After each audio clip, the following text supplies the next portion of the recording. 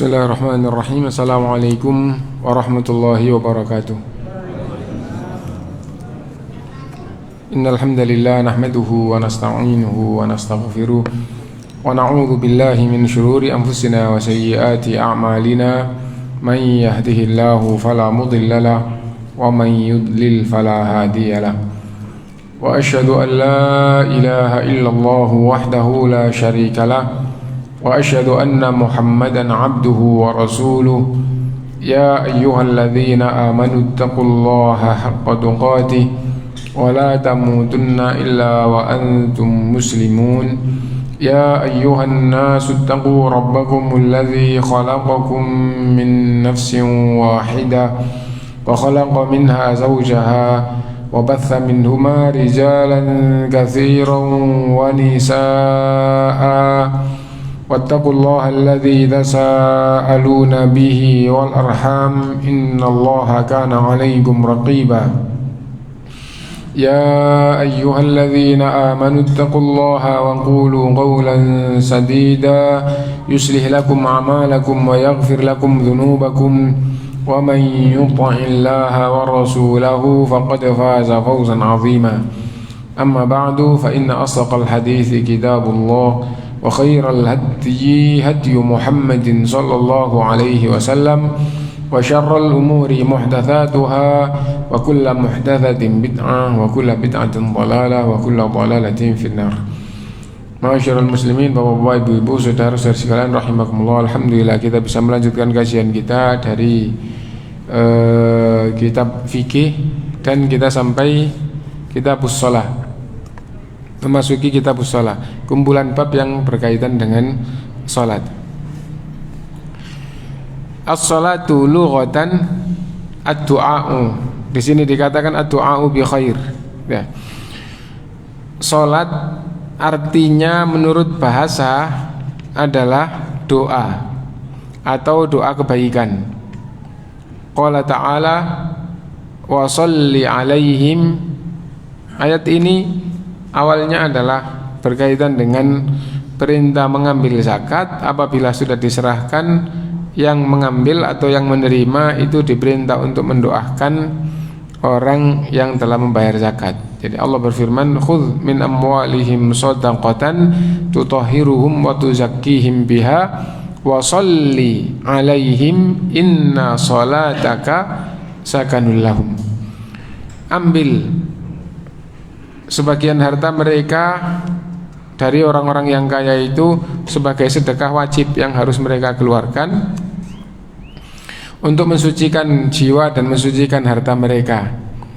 Lalu sholatlah untuk mereka, sungguh sholatmu untuk mereka, menenangkan mereka. Sholatlah untuk mereka, maksudnya sholat di sini adalah doakanlah mereka, karena doamu pada mereka itu akan menenangkan mereka.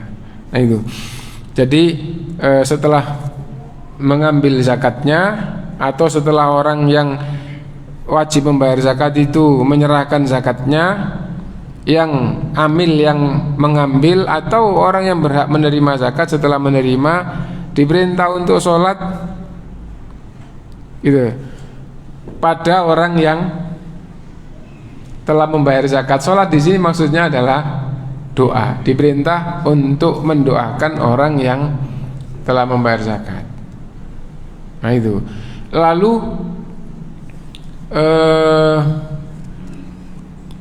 dalam satu hadis Ibnu Abi Aufa meriwayatkan bahwa bapaknya membawa zakat, membawa harta zakat dibawa kepada Rasulullah SAW, lalu diserahkan. Setelah diserahkan, Rasulullah SAW mendoakan, Allahumma sholli ala ali Abi Aufa. Ya Allah, berikan kesejahteraan kepada keluarga Abu Aufa. Nah jadi setelah Rasulullah SAW menerima zakatnya, lalu Rasulullah sholat kepadanya itu maksudnya doa kepada Allah untuk orang yang telah membayar zakatnya. Jadi sholat arti menurut bahasa adalah doa. Wa syar'an, adapun arti sholat dalam syariat Islam aqwalun wa af'alun muftatahatun bitakbiri muhtatamatun bitaslimi bi syara'it makhsusah. Nah, ucapan dan perbuatan yang diawali dengan takbir diakhiri dengan salam dengan syarat yang telah dikhususkan. Ulama mendefinisikan tentang sholat itu pokok-pokoknya sama, tapi ada sedikit kata yang berbeda. Ada yang mengatakan sholat adalah ibadah yang berupa ucapan dan gerakan yang diawali takbir diakhiri salam. Nah, kalau di sini ucapan dan gerakan yang diawali takbir diakhiri salam dengan syarat yang telah ditentukan. Intinya adalah ibadah yang sudah dikenal di masyarakat muslim. Ibadah itu diawali dengan takbir diakhiri dengan salam, itu adalah sholat. Itu. Dan sholat itu ada yang wajib, ada yang sunnah. Itu macam-macam sholat. Nah, baik sholat yang wajib maupun yang sunnah terdiri dari ucapan dan gerakan. Ucapan dan gerakan ini ada 3 hukum. Ada yang rukun, ada yang wajib, ada yang sunnah. Nah, jadi ucapan dan gerakan dalam sholat itu ada 3 bagian. Bagian pertama adalah rukun. Nanti juga akan dibahas. Rukun itu harus terpenuhi. Jika satu dari rukunnya tidak terpenuhi, maka sholatnya batal. Itu. Karena itu tidak boleh tertinggal sengaja maupun tidak sengaja. Yang penting begitu ketahuan ada rukunnya yang tidak dilakukan, nah begitu ketahuan harus dipenuhi, nggak bisa dipenuhi, maka sholatnya batal. Contoh, kalau orang itu sholat maghrib, ya, di rakaat ketiga setelah baca Fatihah Allahu Akbar, ruku, i'tidal sampai Allah, habis itu sujud. Setelah sujud baru sekali sujudnya, terus Allah Akbar langsung tahiyat.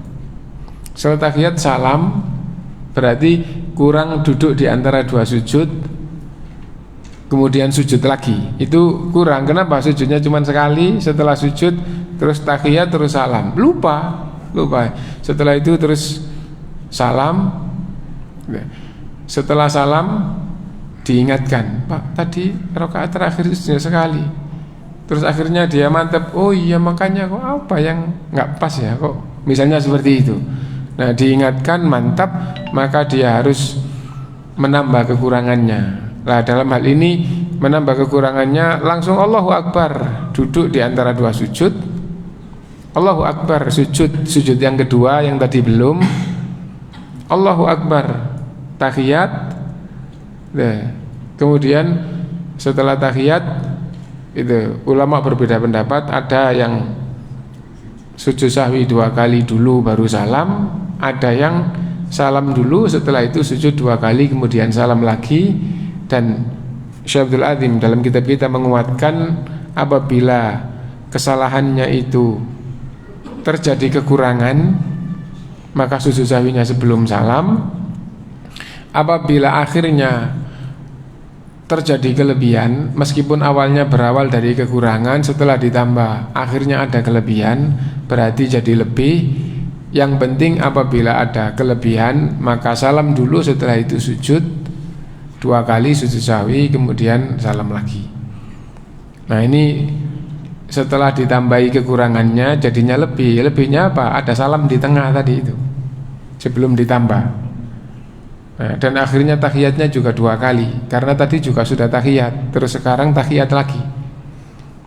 Karena apa? Karena kalau nambahnya di tengah harus jalan terus sampai akhir.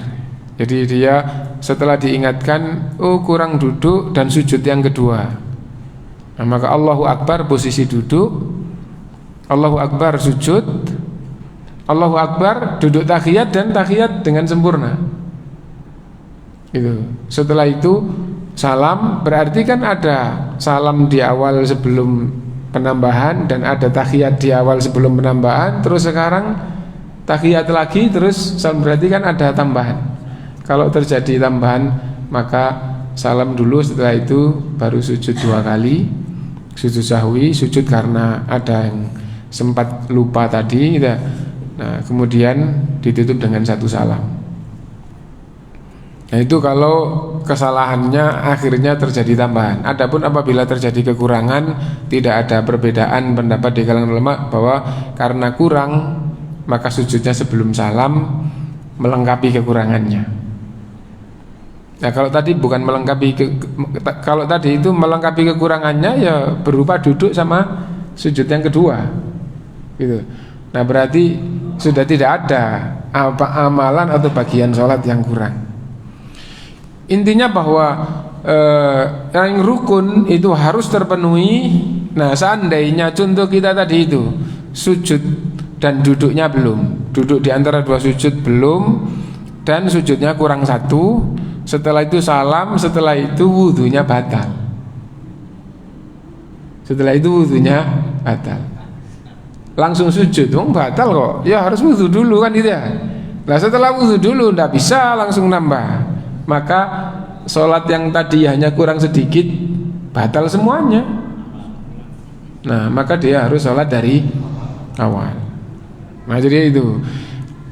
Adapun bagian yang wajib, jadi kan ada 3 bagian. Bagian yang wajib, yang kedua, bagian yang pertama kan ada yang rukun, baik ucapan maupun gerakan ada yang rukun. Yang kedua ada yang wajib, baik ucapan maupun gerakan ada yang wajib. Yang wajib dilakukan kalau tertinggal tidak sengaja. Kalau tertinggal tidak sengaja maka tidak membatalkan sholat.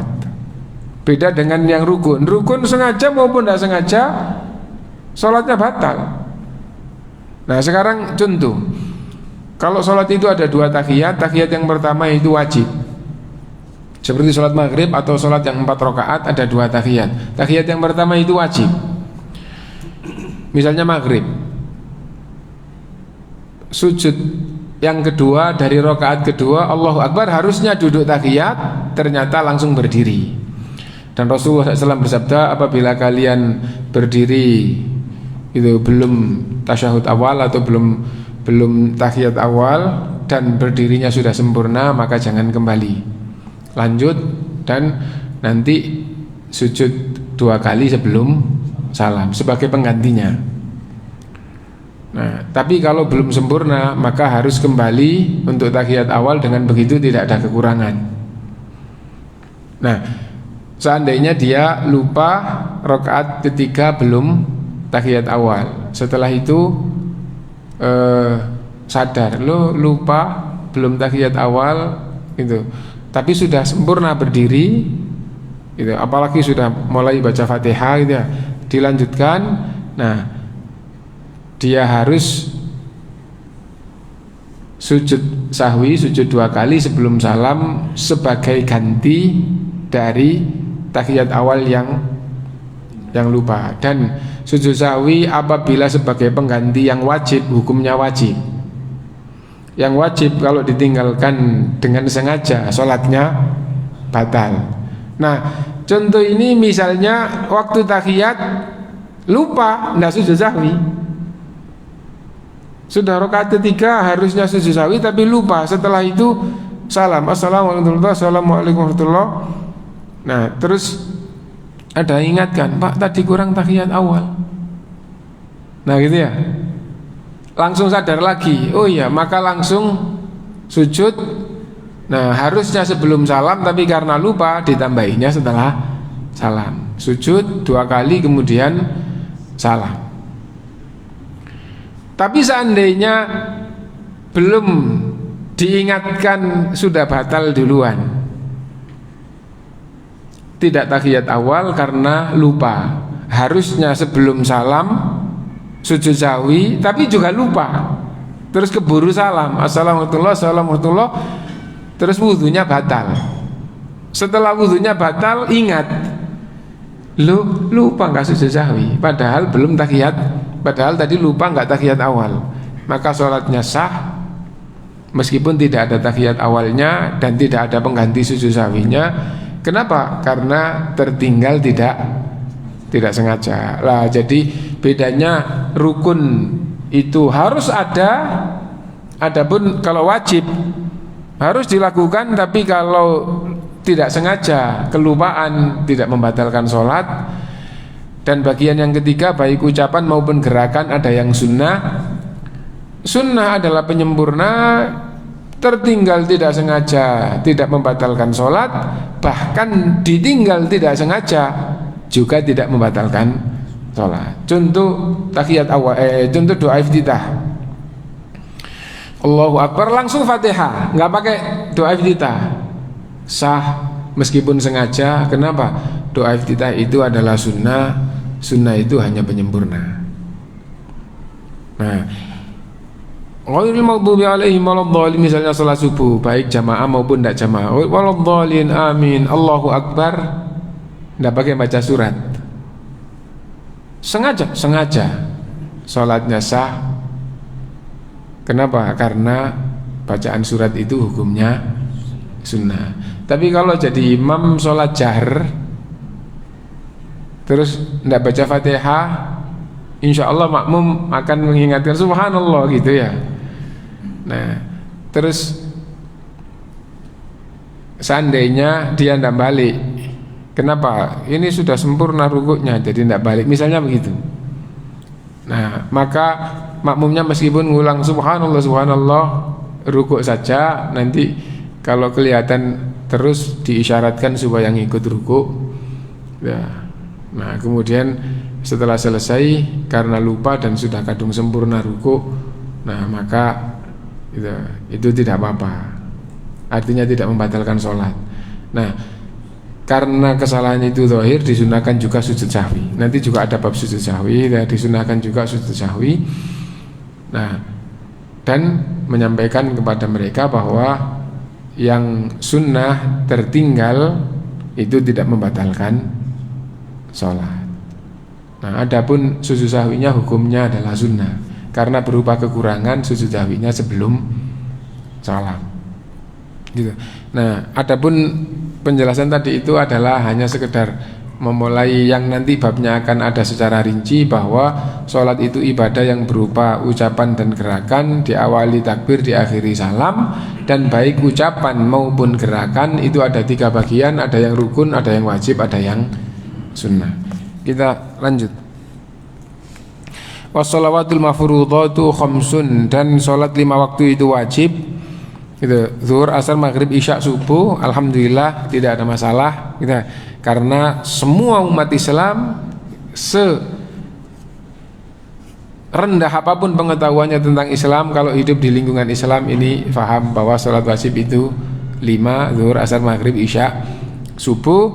Nah, meskipun di dalam kitab kita karena singkat tidak ditambahi tentang Jumat, tapi pembahasan tentang sholat Jumat, bahwa sholat Jumat itu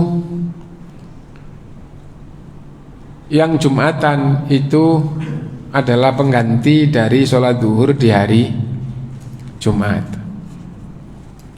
pengganti sholat zuhur dari Jumat. Dan tidak ada yang beda pendapat kecuali setelah beberapa ratus tahun yang muncul pendapat, dan pendapat itu adanya di golongan yang menyimpang, yaitu setelah sholat Jumat sholat duhur. Kenapa? Karena alasannya ada dalilnya sendiri-sendiri. Sholat wajib itu 5 sehari semalam, zuhur, asar, maghrib, isya, subuh. Terus sholat Jumat ada dalilnya sendiri. Sholatul Jum'ati wajibun ala kulli muhtalimin illa khams.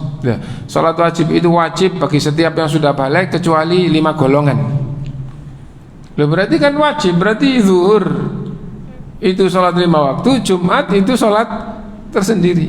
Nah, seandainya ada pendahulunya dari generasi awal terus terjadi perbedaan, maka kebiasaan ulama, ikhtilafal ulama berbeda pendapat gitu. Tapi karena ini di generasi awal turun temurun tidak ada, terus munculnya itu cukup jauh gitu, akhirnya itu langsung dikatakan itu tidak ada pendahulunya, sedangkan agama ini adalah yang diajarkan oleh Rasulullah SAW gitu. Nah, dan tidak boleh dalam agama buat sendiri gitu. Nah, Dan nanti juga akan ada pembahasannya secara sendiri tentang sholat Jum'ah. Kenapa? Karena ada pembahasan bahwa sholat Jum'at itu wajib kecuali 5, salah satunya adalah perempuan. Nah sekarang perempuan kalau sholat Jum'at bagaimana? Kan sholat Jum'at itu wajib bagi setiap yang sudah balik kecuali 5, salah satu dari 5 ini perempuan. Lah kalau gitu sholat Jum'at bagi perempuan apa? Apa hukumnya? Sunnah atau apa? Pembahasan yang rinci, sholat Jumat bagi perempuan itu wajib mukhayyar. Wajib mukhayyar. Apa wajib mukhayyar itu? Wajib yang boleh milih. Ya, yang boleh milih. Milih Jumatan atau milih zuhur. Karena itu sholat Jumat bagi wanita hukumnya juga wajib, tapi itu dia punya kewajiban wajib Jumatan, wajib zuhur, wajib salah satu saja. Kalau yang satu dilakukan, yang satu gugur. Kalau yang satu tidak dilakukan, wajib melakukan yang satunya. Itu disebut dengan wajib mukhayyar. Nah kenapa begitu? Karena itu wanita sholat Jumat itu sah. Wanita sholat Jumat itu sah. Sejak generasi awal sah gitu. Nah dan kalau sudah sholat Jumat sudah gugur sholat zuhur. Nah lah seandainya sholat Jumat itu bagi wanita itu sunnah, dia baru melakukan sunnah, belum melakukan yang wajib. Padahal sholat wajib itu 5, zuhur, asar, maghrib, isya, subuh. Kalau Jumatan yang dia lakukan itu sunnah, berarti dia baru melakukan 4 dalam sehari ini, zuhurnya belum. Nah karena itu pembahasan yang betul adalah sholat Jumat bagi wanita itu wajib mukhayyar. Loh kok banyak yang mengatakan sunnah gitu. Ulama yang mengatakan sunnah itu bukan sholat Jumatnya sunnah, tapi memilih Jumatan itu sunnah. Memilih, jadi bisa milih-milih ini. Nah memilih Jumatan disunahkan untuk memilih Jumatan apabila keadaannya, tempatnya itu tidak ada yang benturan dengan larangan. Bagaimana? Karena Jumatan akhirnya laki perempuan campur, yang gitu ya. Padahal laki perempuan tidak boleh campur gitu. Karena Jumatan jalannya desekan laki perempuan kan. Nah itu kalau gitu lebih baik zuhur. Loh, sekarang di Masjidil Haram, di Masjid Nabawi gimana? Kalau berangkat dari hotel, pulang dari masjid itu desekan laki perempuan. Intinya pembahasan dasar apabila laki perempuan itu akibat campur maka tidak boleh, hanya karena sunnah terjadi seperti itu. Tapi karena wallahu alam, karena keadaan sekarang itu tidak karena maunya campur laki perempuan, tapi karena keadaan gitu, keutamaan tempat, keutamaan keadaan. Nah sudah kadung ke tanah suci gitu ya. Nah akhirnya para wanita tetap memilih sholat wajib di Masjid Nabawi atau di Masjidil Haram, meskipun desekan paling tidak kalau pulang setelah salam terus langsung pulang itu di pintu gerbangnya desekan. Nah padahal awalnya hukumnya haram, berdesak-desakan laki perempuan. Nah kalau gitu terus bagaimana? Mudah-mudahan itu adalah darurat sehingga terpaksa. Karena itu kalau niatnya tidak ada yang jelek, insya Allah maafu itu dimaafkan karena terpaksa. Wallahu a'lam. Kembali ya.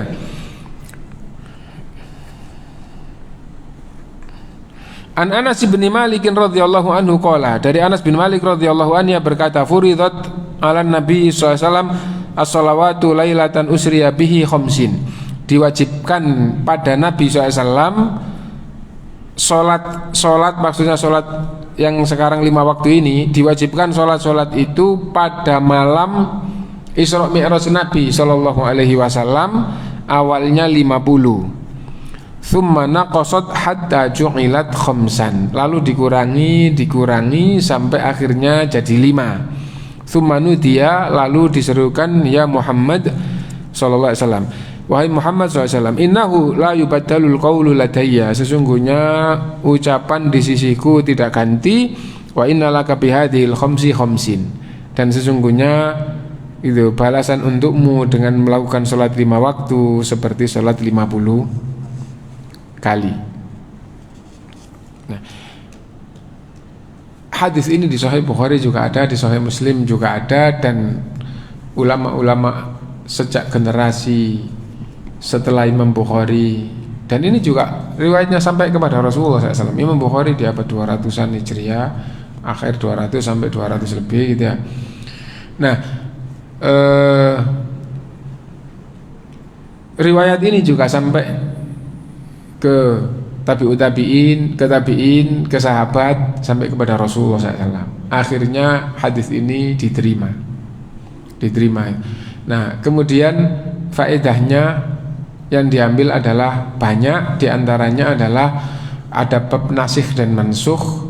Di dalam bab usul itu dijelaskan an-naskhu itu nasakh sebelum perintah itu dilakukan. Jadi perintahnya sebelum dilakukan terus diganti dengan perintah yang lain. Nah, contohnya adalah ini. Jadi an-naskhu qabla tamakkun atau qabla al-fi'l. Perintah yang dihapus diganti dengan perintah yang lain sebelum perintah yang pertama itu dilakukan. Itu diantara pembahasannya itu. Nah, adapun orang-orang modern yang tidak mengakui hadis-hadis seperti ini itu banyak gitu.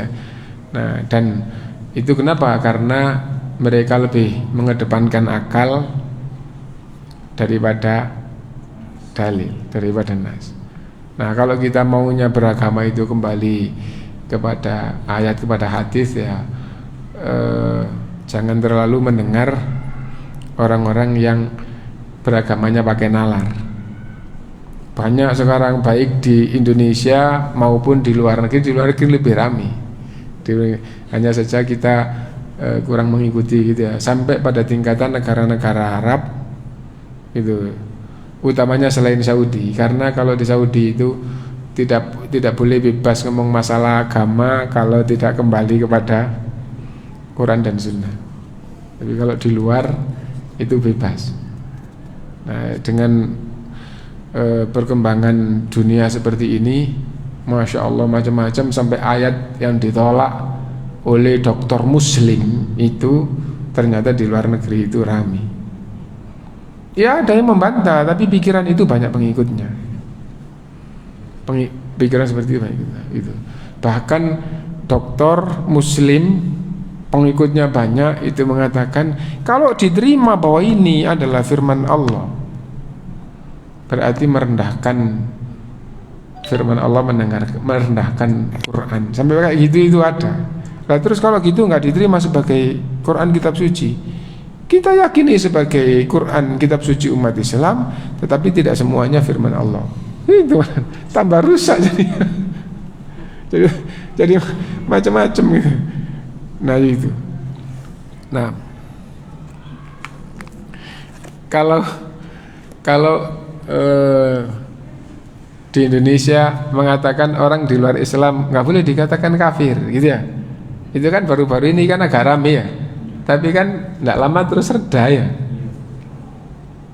Di luar negeri, negaranya negara Islam, tokoh-tokoh Islamnya banyak yang lebih hebat daripada tokoh Indonesia. Buktinya tokoh-tokohnya itu punya kitab yang jadi rujukan di dunia Islam. Adapun tokoh Indonesia kitabnya tidak sampai jadi rujukan orang luar. Berarti kan lebih tinggi yang di luar ya.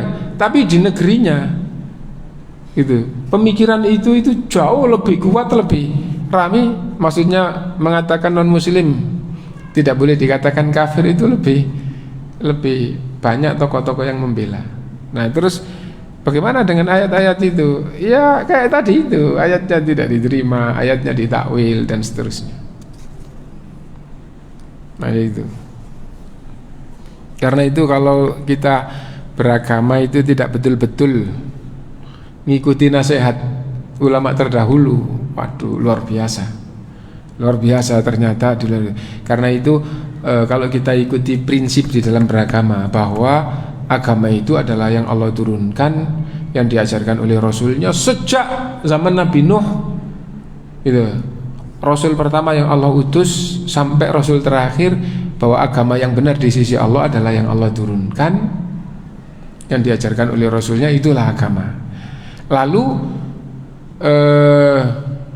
Allah SWT menetapkan agama-agama terdahulu setelah Rasulnya meninggal itu diamanahkan kepada kaumnya. Nah, semakin melemah, semakin meninggalkan agamanya, akhirnya agamanya hilang. Ada yang masih mengaku beragama tapi sudah banyak kekurangan atau kehilangan. Ada yang dengan mengganti-ganti tidak sengaja atau dengan sengaja, gitu. Jadi mengganti, merubah bagian-bagian dari agamanya, ada yang sengaja, ada yang tidak sengaja, dan akhirnya hilang. Seperti itu terus sampai sebelum Rasul terakhir, sampai sebelum Islam. Setelah itu Rasul terakhir, gitu, yaitu Rasulullah SAW, Muhammad SAW, dan agama yang Allah turunkan adalah Al-Quran, dan Al-Quran itu global, penjelasannya adalah sunnah. Lalu dijelaskan oleh Allah bahwa agama yang Allah turunkan terakhir ini Allah jaga. Kesimpulan dari pembahasan dijaga oleh Allah, Quran dan rinciannya adalah sunnah, itu akan dijaga oleh Allah sampai menjelang hari kiamat. Adapun orangnya, jalannya tetap seperti dulu. Bagaimana? Ada yang akhirnya menolak, ada yang itu merubah-rubah tidak dengan kesengajaan, ada yang dengan sengaja merubah.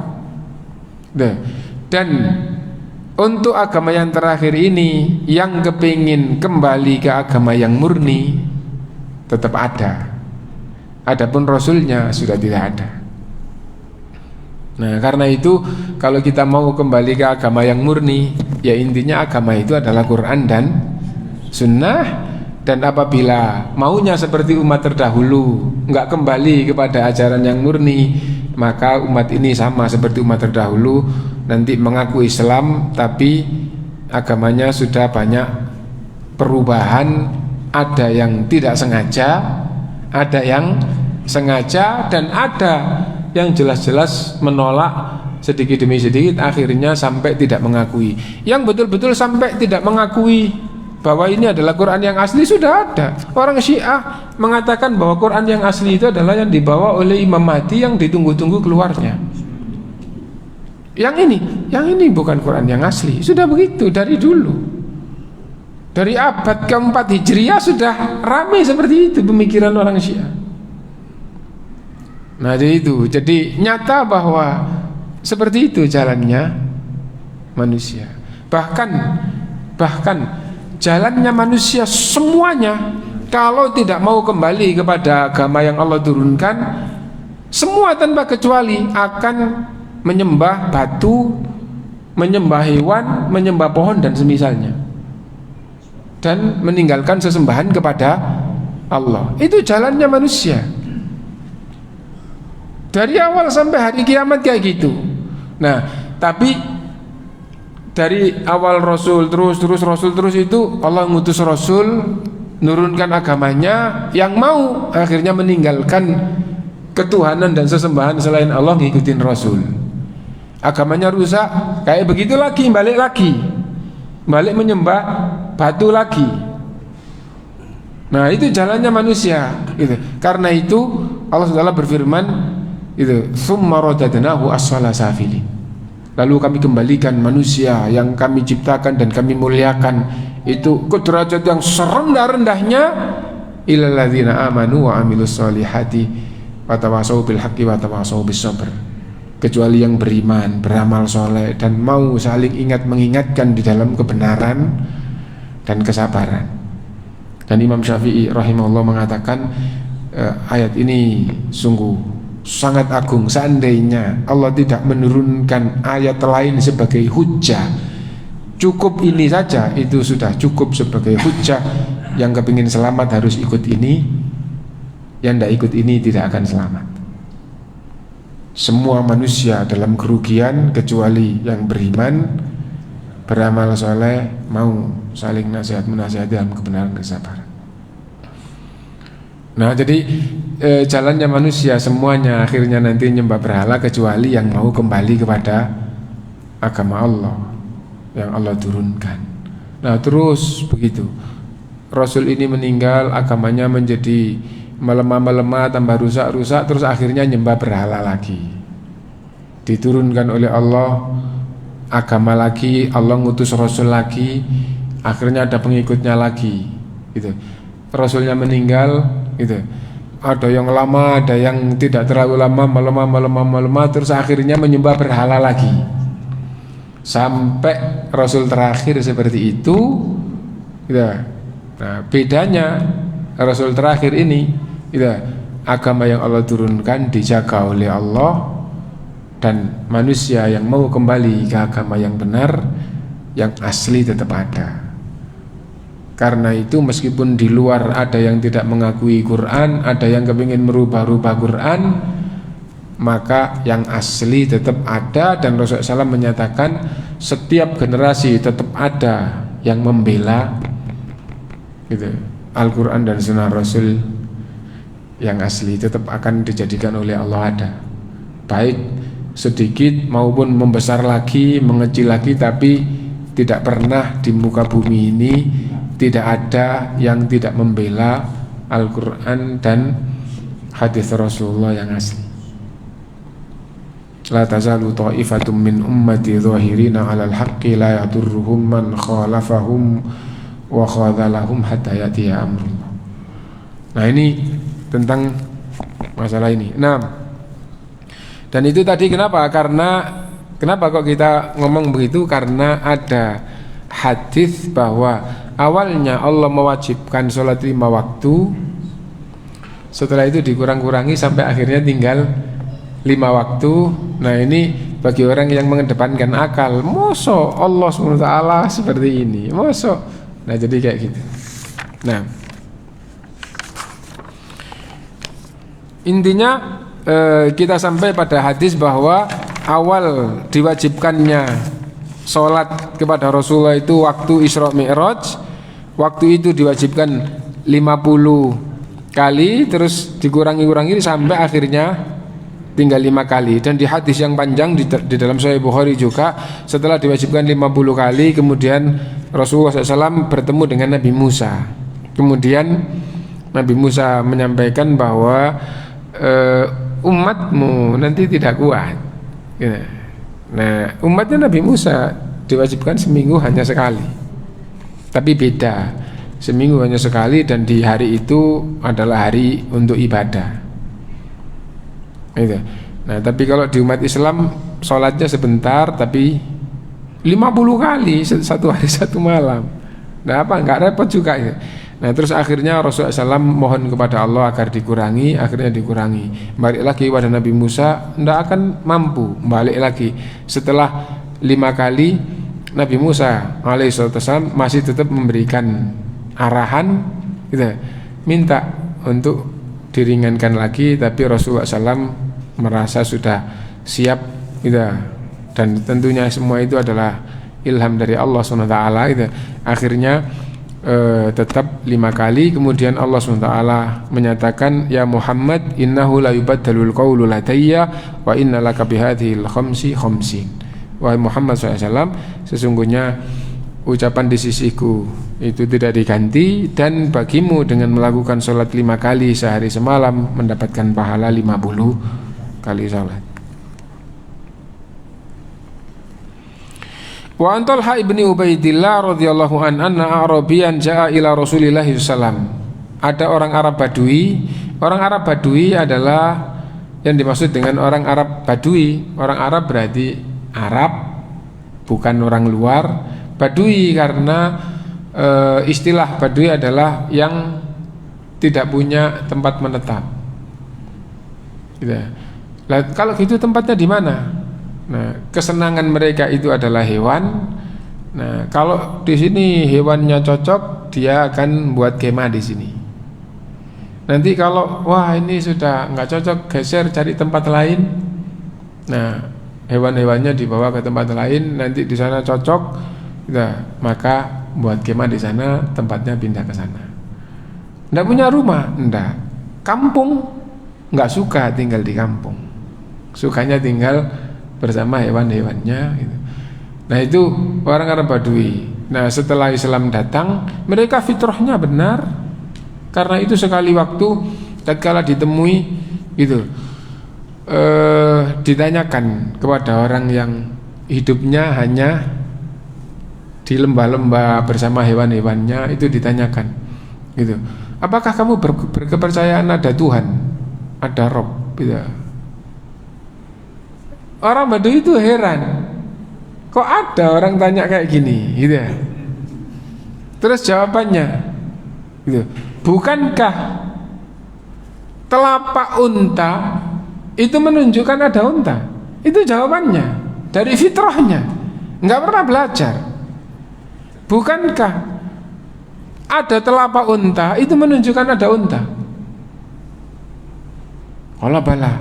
Lah sekarang ada alam semesta, langit dan berbagai isinya, bumi dan berbagai itu, lautan dan berbagai isinya, apa tidak menunjukkan adanya yang buat?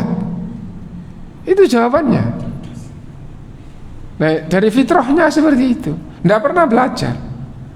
Nah, karena itu fitrah, akal itu sejalan dengan agama yang benar kalau tidak tertutupi atau kalau tidak berubah atau terbalik oleh kebudayaan yang batil. Nah, orang Badui menyembah berhala nggak dikenal orang Badui menyembah berhala. Ya udah hidup seperti itu, berdoa kepada Allah, menyembah batu gak cocok dengan fitrahnya. Nah jadi kayak gitu orang Badui gitu. Nah, ada orang Badui datang kepada Nabi SAW, Sa'irur Ra'si, rambutnya acak-acakan. Orang Badui kurang ngurus badannya gitu. Faqala ya Rasulullah akhbirni, nah menunjukkan bahwa sudah mendengar ada Rasul diutus menyampaikan agama Allah, agama Tuhan semesta alam gitu. Ya Rasulullah akhbirni ma faradallahu alayya minas shalah. Wahai Rasulullah, beritakan kepadaku kewajiban Allah kepadaku tentang sholat. Qala as-shalawatul khams, gitu. Yang diwajibkan adalah sholat 5 waktu, illa an tatawwa syai'an, kecuali kalau mau sholat sunnah. Kecuali kalau mau sholat sunnah, maka banyak sholat sunnah. Adapun yang wajib hanya sholat 5 waktu. Nah, singkat saja karena titik dari pembahasan ini itu sholat yang wajib itu 5 waktu. Manzilatu hafidin, kedudukan sholat 5 waktu di dalam agama, kedudukannya sangat agung. Kenapa? Karena itu adalah salah satu dari rukun Islam.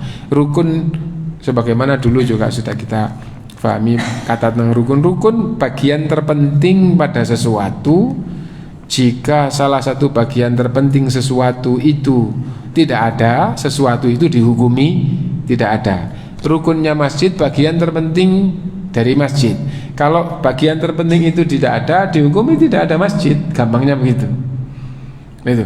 Rukunnya mobil bagian terpenting pada mobil. Jika salah satu bagian terpenting tidak ada, maka dihukumi tidak ada. Rukun Islam bagian terpenting dalam Islam. Jika salah satu bagian terpenting itu tidak ada, dihukumi tidak ada. Rukunnya sholat, tadi sudah kita katakan ada yang rukun, ada yang wajib, ada yang sunnah.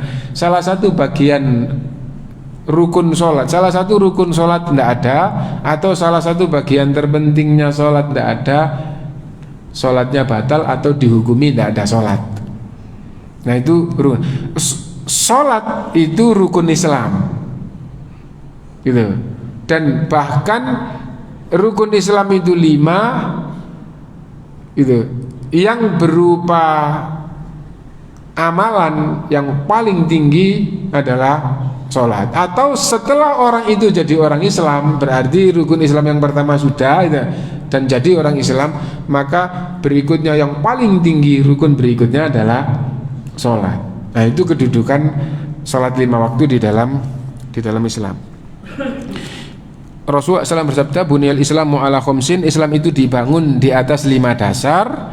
Syahadati alla ilaha illallah wa anna Muhammadar Rasulullah, yaitu berikrar atau bersaksi bahwa tidak ada yang berhak disembah selain Allah dan Muhammad adalah hamba dan utusannya, dan bersaksi tidak ada yang berhak disembah selain Allah berarti maknanya semua ketuhanan atau sesembahan selain Allah itu batil, satu-satunya yang benar, yang hak, yang berhak atau yang hak untuk disembah hanya Allah. Berarti di sini mengingkari semua sesembahan selain Allah. Yang kedua menetapkan hanya Allah lah yang benar, dan bersaksi bahwa Muhammad adalah hamba dan utusan Allah. Itu juga mengandung 2 makna, bahwa Muhammad SAW itu hamba sebagaimana kita semua juga hamba.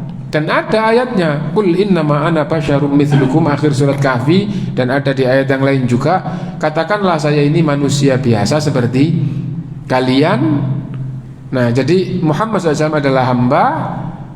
Karena hamba tidak boleh diangkat derajatnya ke derajat ketuhanan yang disembah, tidak boleh disifati dengan sifat Tuhan, tidak boleh diibadahi sebagaimana Tuhan itu diibadahi. Doa kepada Rasul tidak boleh, doa itu ibadah, gampangnya begitu. Nah, dan Muhammad adalah, di samping hamba, Muhammad adalah utusan. Apa maksudnya? Agama yang dia ajarkan itu bukan dari dia, tapi dari yang mengutus. Nah, itu rukun Islam yang pertama. Dengan mengikrarkan itu dia jadi orang Islam. Setelah itu sholat, nah, kemudian zakat, kemudian puasa, kemudian haji. Dan 5 itu disebut dengan rukun Islam. Itu yang kita baca. Dan mungkin kalau ada 1-2 pertanyaan singkat-singkat, tidak apa-apa, monggo dipersilahkan.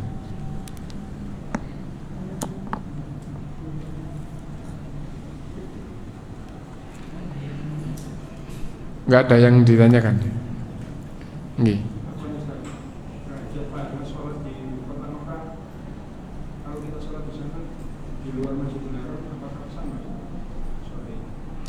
Jadi jumhur ulama, hampir semua ulama atau kebanyakan ulama, sholat yang mendapatkan kelipatan 100.000 itu bukan hanya di masjidnya, tapi di seluruh tanah suci. Tetapi tetap beda di Masjidil Haram dengan di luar Masjidil Haram. Jadi misalnya begini, kita jamaah di Masjidil Haram, jamaahnya sendiri kan 27 derajat dibandingkan dengan sholat sendirian. Nah, kita sholat sendirian di Masjidil Haram, sama-sama di Masjidil Haram, tapi jamaah sama tidak jamaah. Nah itu. Nah, kita sholat di masjid sendiri dengan sholat di luar sendiri, sama-sama sendiri, tapi ini di dalam masjid dan ini di luar masjid, juga beda, gitu ya. Nah, adapun kelipatan 100.000 kali dibandingkan dengan di luar tanah suci, itu meskipun tidak di dalam masjid, jumhur ulama mengatakan gitu, dilipatkan 100.000 kali. Nah, jadi itu. Jadi kita sholat di luar tanah suci, kita sholat di luar tanah suci dengan di tanah suci, bedanya 100.000 kali. Nah, sekarang sama-sama di tanah suci, di luar Masjidil Haram dengan di dalam masjid juga beda, sama-sama 100.000 kali, tapi per satunya, gampangnya begitu ya, itu beda. Nah, 100.000 kecil-kecil, 100.000 besar-besar, gampangnya begitu. Nah itu pemahaman jumhur ulama gitu. Dan 100.000 itu kalau seandainya kita sholat 5 waktu, berarti kan zuhur, asar, maghrib, isya, subuh sekali semuanya, berarti sama dengan 100.000 hari. Kalau sehari, kalau 100.000 kali, kalau kali ini diganti hari, 100.000 hari, kan gitu toh. Nah, 100.000 hari itu kalau dibagi jadi tahun Masehi itu 273 tahun, masih ada beberapa bulan.